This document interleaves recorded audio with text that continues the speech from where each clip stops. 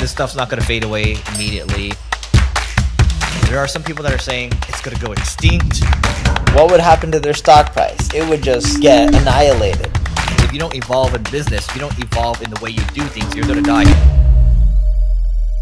All right, so we're going to talk about how the $68 billion SEO industry and where we think it's going. Because here's the thing. There are some people that are saying it's going to go extinct. Some people are saying it's not going to go extinct. And there's actually this Forbes article, it's a Fortune article, and says, here's the headline. It says, here's how Google and other tech firms could render it extinct with AI. And so, Neil, you've read some stuff around this. I've read some stuff. And look, the search in its current form has been around for 30 plus years or so, the blue links, the 10 blue links or whatever. And what are our thoughts overall? Well, Google generates a lot of money from its ad network. 162 billion comes from Google ads in 2022. Yes, and from this article that I'm seeing here, a quick Google search, over 30 billion a year is coming from AdSense and partner networks, right? So partner sites. I doubt, and a lot of these sites, they can't buy Google traffic from ads and then send them to their page and then monetize through AdSense. It would be a loss leader. They would lose money. And they would have nothing to actually upsell them into. So it wouldn't even be a loss leader. It would just be a loss. So there's no way Google is going to crush $30+ billion in revenue. What would happen to their stock price? It would just get, annihilated. But on the flip side, Google's smart. If there was a way for them to use AI to give all the answers to people's questions when they're performing a search, they can slowly transition and make sure their new form of monetization makes up for the AdSense revenue plus more before they really pull the switch, right? Because they can just test it on a percentage of their traffic and slowly roll it out to more and more. But here's a kicker that most people don't realize, okay? If Google is giving you the answers to every single search result, whenever you do a search on Google right now, I bet you there's a good percentage of the chance, and when I say good percentage, 10+%, you find inaccurate listings. People giving you false information, wrong information, whether it's drastically wrong or somewhat wrong, there's just a lot of misinformation. Google's been trying to solve this for years. They know this. I bet you if Google just started giving people the answers, and I would bet $1 million on this for every search query, I bet you they would get sued through the roof, especially on things related to finance, health, really sectors like that can just impact people's life in a really negative way. They would get sued through the roof, and it would be really detrimental to the business. And Google knows this. Google has publicly stated they're not here to just say, hey, everyone, we're going to end up going out there and using AI, give you the answers to everything.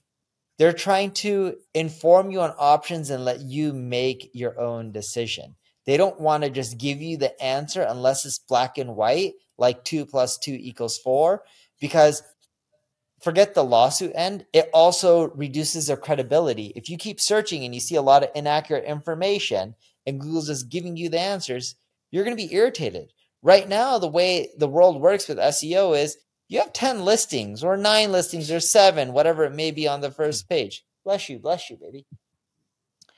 And if you don't find what you're looking for on the second result, you go to the third result, or then you hop maybe back to the first result or whatever it may be until you find what you're looking for. I think AI is going to change search and create less clicks to organic results, but it's not going to crush it.